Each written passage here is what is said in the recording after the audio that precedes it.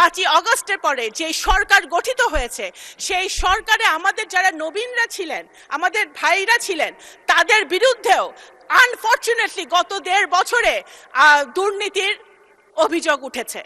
ফেসবুকে স্ট্যাটাস দিয়ে ভাইরাল হওয়ার জন্য বড় বড় কথা বলে পলিটিক্স হয় না মাননীয় স্পিকার। আমরা দেখেছি রাজনৈতিক দলের নেতারা বা নেত্রীরা ইতিহাস লিখতে চায়। যখন আমরা ইতিহাস লেখার চেষ্টা করি, যেমন আমরা দেখেছি গত ফ্যাসিবাদ আওয়ামী লীগ সরকার নিজের আপন মনের মাধুরী মিশিয়ে ইতিহাস বিকৃত করেছিল, সেই ইতিহাস যখন আমরা লিখতে চাই তখন আমরা আপন মনের মাধুরী মিশিয়ে ইতিহাস লেখার চেষ্টা করি।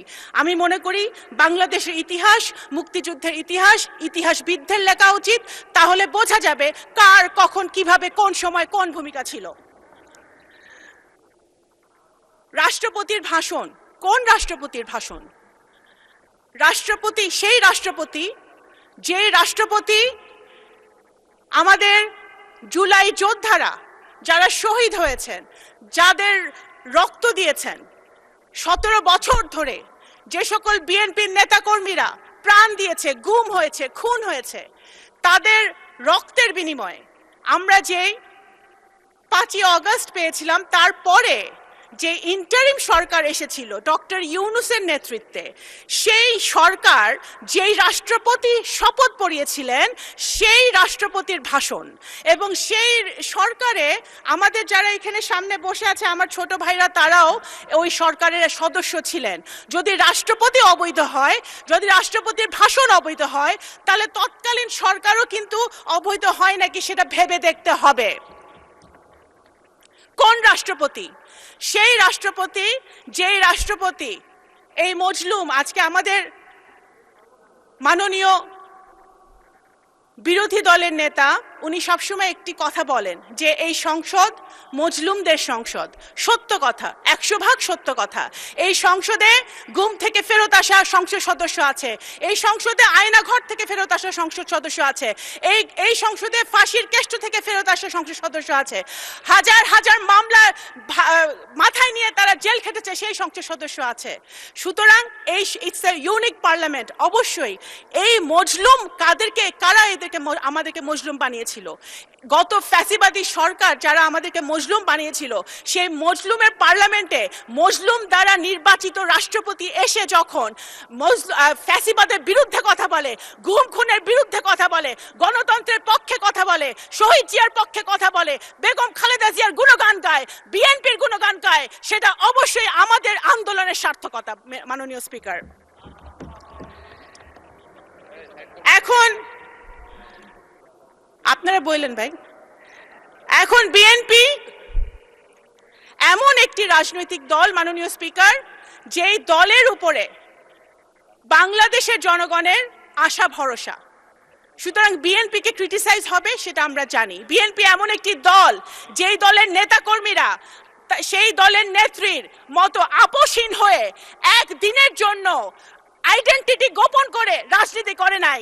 এই দলের নেতাকর্মীরা ধানের শীষের ব্যাজ লাগিয়ে শহীদ জিয়া, তারেক রহমান, খালেদা জিয়ার টি শার্ট পরে তারা গুলি খেয়েছে, টিয়ার গ্যাস খেয়েছে, জেলে গিয়েছে। তারা পথ গোপন করে অন্য দলে থেকে রাজনীতি করার চেষ্টা করে নাই মাননীয় স্পিকার। আমাদের বিএনপি সেই দল, শহীদ রাষ্ট্রপতি জিয়াউর রহমানের দল, যিনি দেশের ডেভেলপমেন্টের জন্য কখনো আন্তর্জাতিক জাতীয় কারোর সাথে আপোষ করেন নাই। বেগম খালেদা জিয়ার দল, যিনি দেশের গণতন্ত্রের জন্য, স্বাধীনতা সার্বভৌমত্বের জন্য কারোর সাথে আপোষ করে নাই। এই দলের হাজার হাজার নেতাকর্মী জান দিয়েছে, প্রাণ দিয়েছে, ভবিষ্যতেও জান দিবে, প্রাণ দিবে। জুলাই সনদ, অনেক কথা হয়েছে জুলাই সনদ নিয়ে মাননীয় স্পিকার। জুলাই সনদ, অবশ্যই বিএনপিকে জুলাই সনদ নিয়ে বলে কোনো লাভ নাই। জুলাই সনদ মানে কি? একটা রিফর্ম, বাংলাদেশের রিফর্ম, নতুন প্রজন্মের জন্য রিফর্ম, সংস্কার। আপনি যদি ইতিহাস দেখেন, বাংলাদেশ জাতীয়তাবাদী দল বাংলাদেশে একটি মাত্র দল যে বাংলাদেশের জন্মের পর থেকে এখন পর্যন্ত যত রকম রিফর্ম সংস্কার হয়েছে বাংলাদেশের উন্নতির জন্য, প্রত্যেকটা বিএনপির হাত ধরে হয়েছে।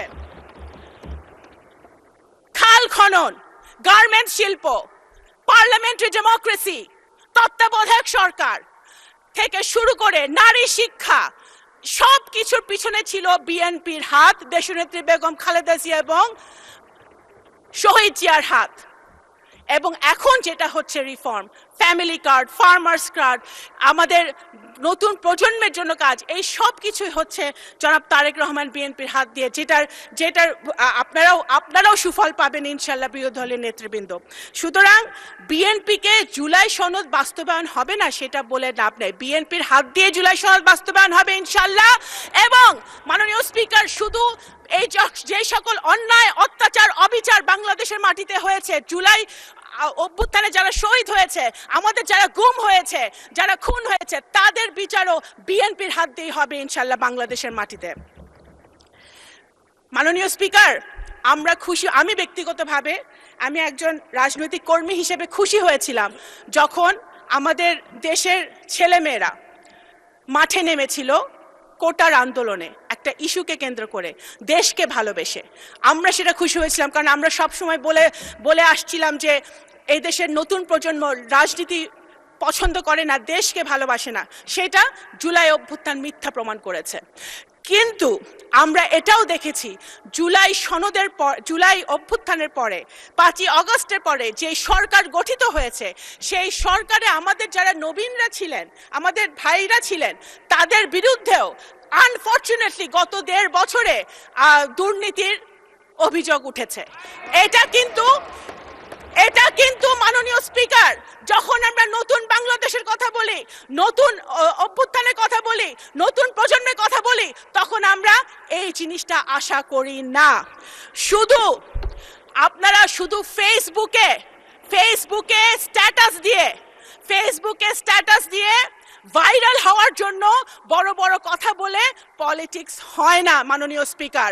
দেশের জন্য যদি কাজ করতে হয়, দেশের জনগণের জন্য যদি কাজ করতে হয়, সরকার, বিরোধী দল সরকারের একটি অত্যন্ত গুরুত্বপূর্ণ অংশ, যদি সরকারে থেকে কাজ করতে হয়, তাহলে এক্সপিরিয়েন্স যেমন দরকার, সাহস যেরকম দরকার, বুদ্ধিমত্তাও সেরকম দরকার।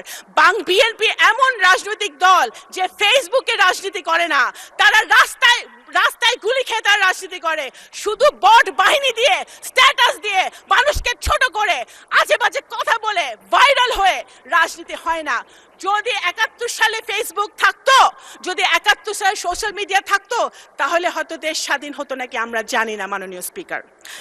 আমি একজন মুক্তিযোদ্ধার সন্তান, আমি এতটুকুই বলতে পারি মুক্তিযুদ্ধ নিয়ে যে মাননীয় স্পিকার, আপনি একজন বীর মুক্তিযোদ্ধা। মুক্তিযুদ্ধ we cannot replace মুক্তিযুদ্ধ with anything else. একদিকে মুক্তিযুদ্ধ, আরেকদিকে যত আন্দোলন হয়েছে এবং ভবিষ্যতে বাংলাদেশে যত আন্দোলন হবে সবগুলো একদিকে, মুক্তিযুদ্ধ একদিকে, সবকিছু আরেকদিকে। মুক্তিযুদ্ধকে এবং আমি একজন মুক্তিযোদ্ধার সন্তান হিসেবে বলছি, এবং আমি রিলেট করি।